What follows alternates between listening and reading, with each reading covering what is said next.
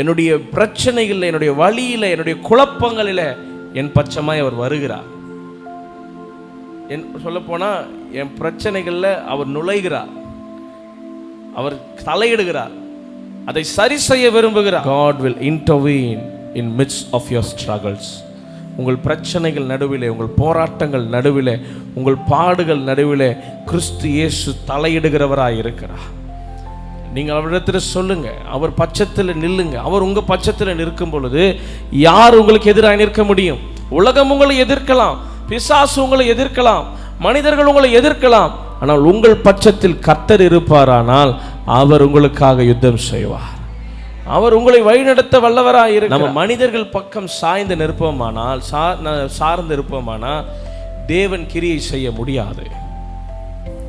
He will step in your situation personally, family, spiritually, financially, in every aspects of your life. உங்கள் வாழ்க்கையில் இருக்கிற எல்லா ஏரியாலையும் ஆண்டவர் நிற்க விரும்புகிறார். நீங்க எங்க நிற்கிறீங்க?